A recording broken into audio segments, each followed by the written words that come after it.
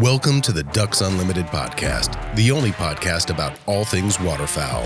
From hunting insights to science-based discussions about ducks, geese, and issues affecting waterfowl and wetlands conservation in North America, we bring the resource to you. The DU Podcast with your host, Chris Jennings. We're still talking duck numbers here. We're going to go through the next few species. I've got Dr. Tom Moorman, Ducks Unlimited's chief scientist, and Dr. Mike Brazier, waterfowl scientist here at Ducks Unlimited's national headquarters in Memphis.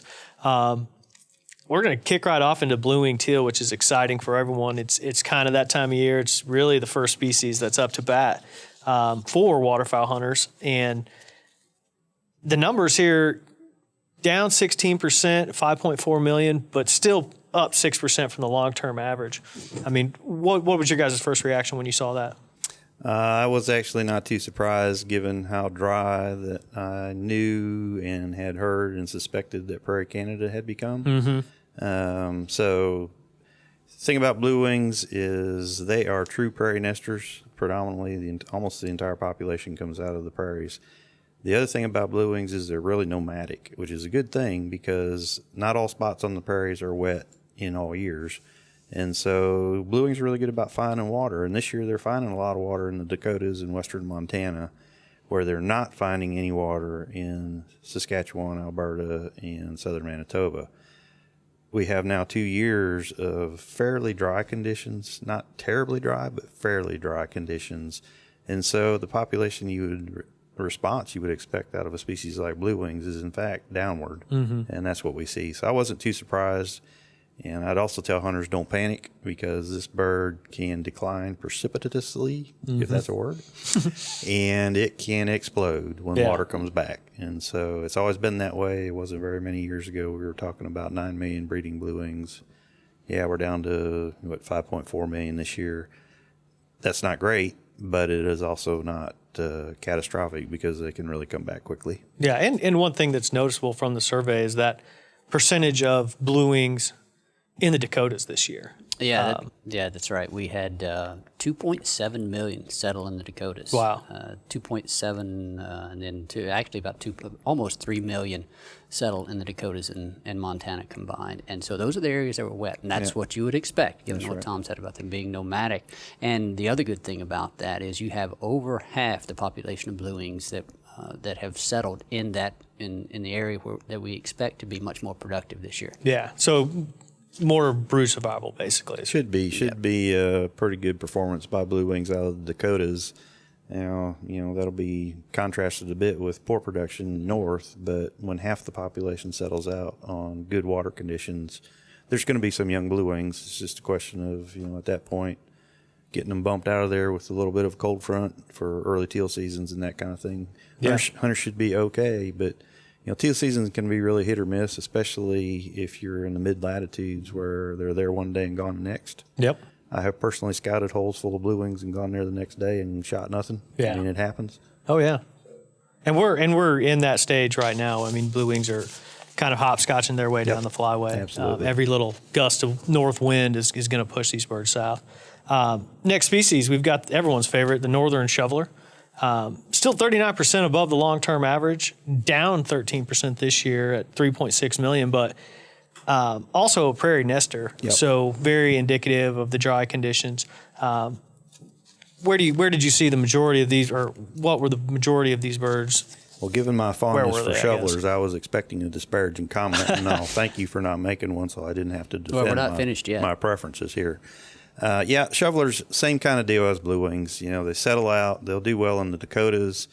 The drop in the population is purely reflective of that loss of water and wetlands in southern Canada now for 2 years running. And so, again, don't panic. The population remains well above its long-term average.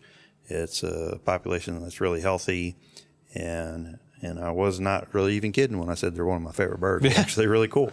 Yeah. So, they're fantastic birds, and I'm not going to say anything. Maybe Mike will. He's going to chime in. Well, no, what I would say is more to prove the fact that they are one of your favorite birds. You actually have a little trophy that I believe you've in your office that you've held on to for close to 10 years now, right? Oh, yeah, probably a lot longer than that. There's a group of us who were friends in graduate school, and we have the King Shoveler Trophy.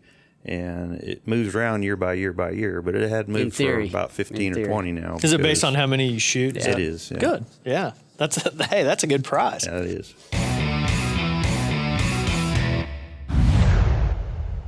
Be the first to know when ducks are on the move. Sign up for DU's waterfowl migration email alerts and receive ongoing in-depth updates on the latest habitat conditions, weather changes, and hunting reports for your flyway. Visit ducks.org/migration alerts. All right, we'll move on to the northern pintail. Much more, I guess, lauded bird by some, I guess, not by Tom. Very unique bird, very unique species, unique breeding habitat needs. Down 42% of the long-term average, only down 4% from 2018, 2.2 million this year. And where's that?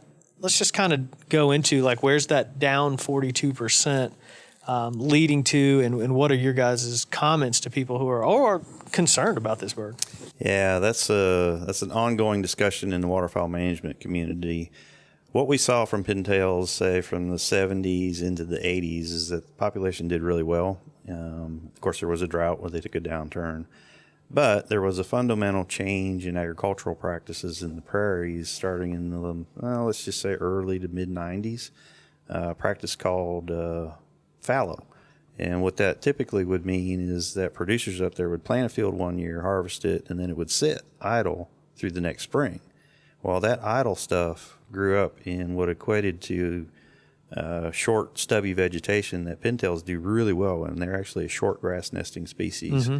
So if you take that out of the game for them, then you remove millions of acres of potential nesting habitat because farmers now crop annually and they don't do summer fallow. Yeah. So that's probably at the root of the decline over time.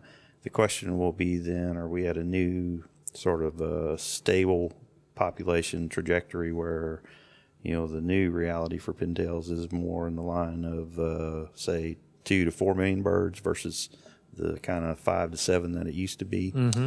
And then this year, the population is stable over last year. The good thing about pintails, again, a fairly nomadic bird, and they're good about finding water when they can, and they did and will. You see a really great response to pintails moving into the Dakotas based on the survey numbers. Mm-hmm. You see a really negative response in Alberta, Saskatchewan, which we typically consider the traditional core of pintail production. Those places were dry, pintails relocate, and this year a bunch will stop in the Dakotas. The rest probably moved up into the boreal or up into the Arctic. We're not real sure about those birds as to whether they nest, and if they do, how successful they might be. Yeah. But the ones in the Dakotas should turn out some birds. Good. That's good news. And just to illustrate exactly how strong that response was this year, when you look back to 2018, the number of pintails that settled in Montana and the Dakotas was, right around 500,000. This year, that doubled up to about 1 million birds that found that water and settled in that more productive habitat. So that's a good thing. I'd like to see what the numbers are going to be next year. Cool. Well, hey, guys, I appreciate you joining me. Everyone stick with us. We got 3 more species to go. We're going to get into the divers next. Thanks a lot, Tom. Thanks a lot, Mike, and look forward to talking to you about these diving ducks. Enjoyed it. Thank you for listening to this episode of the DU Podcast. Be sure to rate, review, and subscribe to the show, and visit www.ducks.org/DU Podcast for resources based on today's topics, as well as access to more episodes. Until next time, stay tuned to the ducks.